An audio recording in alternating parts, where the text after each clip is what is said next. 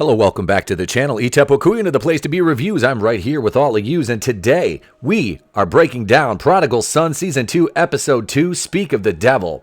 We're treated to Martin in a therapy group inside of Claremont Psychiatric Hospital, saying he's worried about Malcolm, who's accosted by his mother for not attending therapy. While Martin talks about how proud he is of his kids, while we see flashbacks of the Endicott murder, Martin alludes to how they are more like him than anybody realizes, but he uses, of course, coded language and subtlety, which he's oh so good at. Martin calls Malcolm. They have a good back and forth about Malcolm's guilt after the murder and the subsequent body disposal of Nicholas Endicott. Now, if you haven't seen this show and you're wondering what I'm referring to, you need to go back and check out Season 1 because it's excellent. Nicholas Endicott, spoiler alert, was kind of the main antagonist over the course of the latter part of Season 1.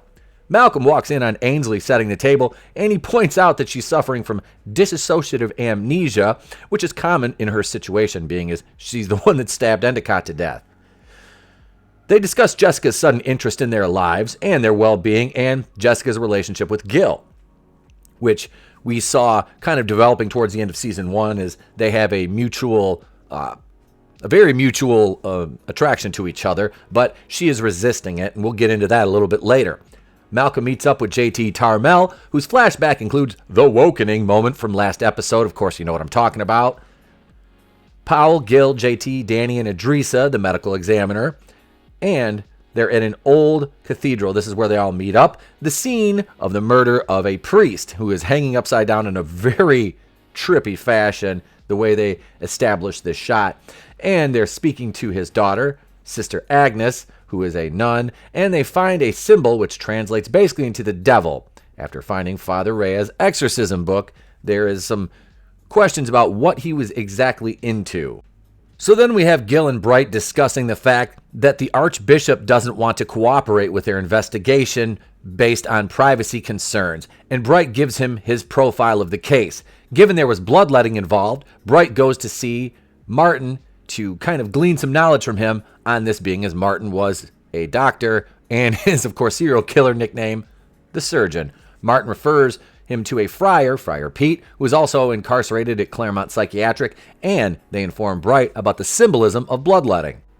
Bright and JT Tarmel go to visit a patient who is named Norman. He's locked in his mother's attic, and apparently he's, quote, been possessed, as he has been described as violent and evil. His mother unlocks the attic door after pouring salt outside and warns Bright and JT to stay inside the lines. Norman is seated at the piano. Bright questions him about the last time he saw Father Reyes, and Norman says about a week ago. Bright crosses the salt lines that Norman's mother explicitly told him not to cross, and when he does, Norman basically changes his whole demeanor, starts acting all crazy, goes full Linda Blair. Gil and Powell are meeting with Bright, and he informs them about the case facts, but something seems a bit off to them. We rejoin Jessica and Ainsley as they are talking about Jessica's relationship with Gil, which we alluded to earlier, and Ainsley chastises her for not taking his calls, which I believe they said he'd called 9 times and she hadn't answered one. I mean, damn, dude, if I called like 3, and I don't get an answer, I'm going to get the hint. Ainsley implores Jessica to call him back, which she agrees to after wine, though. Bright shows Sister Agnes the book about bloodletting that the killer was using to learn surgery, and she turns into Ainsley, and Bright wakes up in the squad room having a horrific nightmare, and everybody kind of jumps back and they're staring at him, and you see Powell wearing body armor, and he asks why she's wearing it, and she said, because you fell asleep, and your nightmares are kind of the stuff of legend around here, which last year we had a big issue with him falling asleep in the squad room and kind of going nuts, and as I alluded to in the Season 2 Episode 1 review, that's why he chains himself to his bed at night when he sleeps and has a mouth guard and all that. So Gil and JT are having a drink in Gil's office, which I always wondered. It's like you're in a police station and you're drinking in your office. I mean, I understand. Trust me, I've done it before. When I had my own office, I had my own refrigerator, and I always kept a bottle in there for special occasions if I closed a big sale or something like that. But it just seems counterproductive to being a police officer and drinking on the job. But that's neither here nor there. So they're in the office having aforementioned drink, and JT is confiding in Gil. He doesn't want to file a grievance against the officer that assaulted him in episode 1 out of fear of reprisal from the rank and file. Now, during their conversation, Gil is constantly reassuring JT that he's a great cop, he did nothing wrong, he is in the right here, which he absolutely was. The other officer acted maliciously. None of the other officers really looked to see his credentials in that first episode. It didn't need to happen, though. It was a terrible, terrible addition to the show. But JT comments to Gil how he must be looking for a call because he's checked his phone like 9 times. And, of course, Gil is looking for a call from Jessica. Powell takes Bright home, and they talk and have a drink, and Powell discusses how Bright's been on edge, and then Powell says the world is racist and cops hate black people. Well, she just so happens to be a cop, so I don't know. It just doesn't need to be included in the show. It's worthless fucking throwaway dialogue just for the sake of it. Thanks, Berlanti, you dick. Gil, JT, Malcolm, and Powell go to the church to see the Archbishop and Professor Jonah. And Professor Jonah has been restoring these paintings, these old paintings. Sister Agnes has been helping him. But Gil takes JT and Powell to the tombs after hearing some suspicious noises. JT calls in backup, and the responding officer tells him that it's a federal offense to impersonate a police officer. And we get more of the world-class wokeness this show seems so hell-bent on displaying now.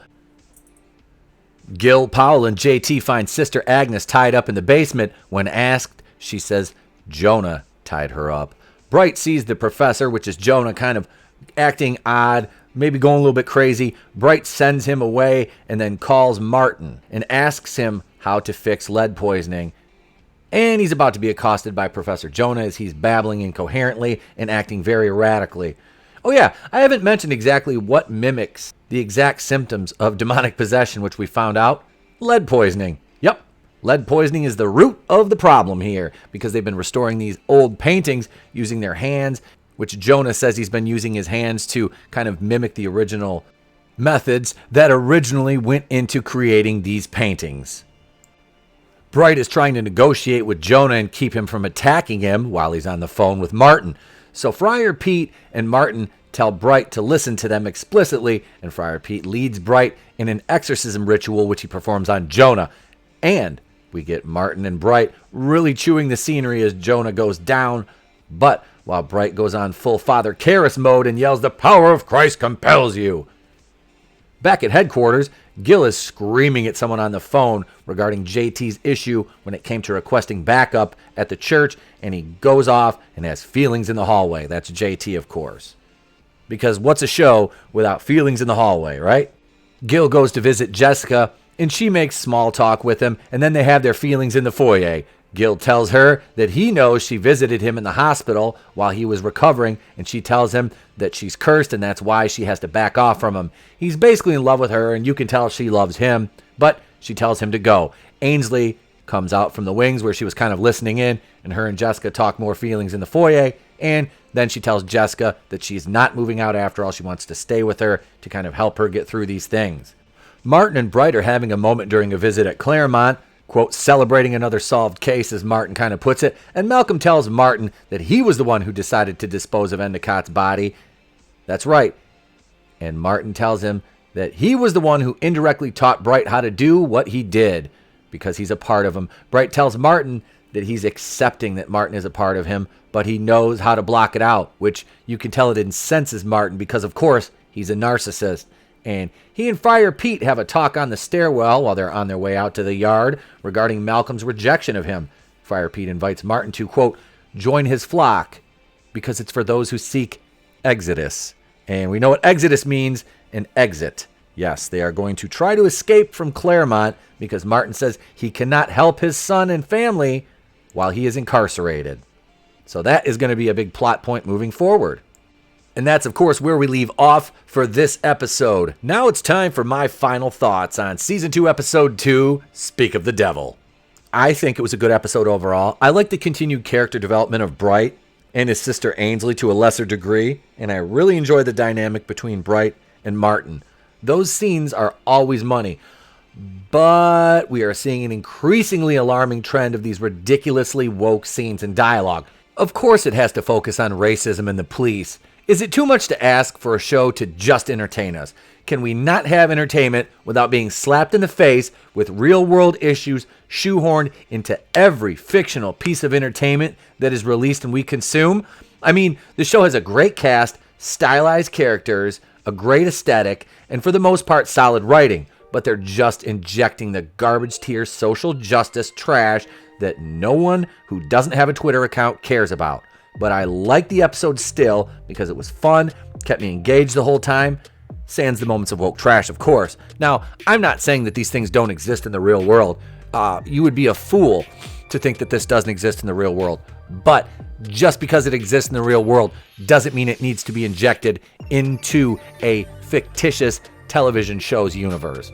It's nonsense and it doesn't need to happen. And that's the only thing for these little moments that really take me out of the show. Aside from that, Tom Payne and is great in this role. I really like him. Almost more than I liked him as Jesus on The Walking Dead.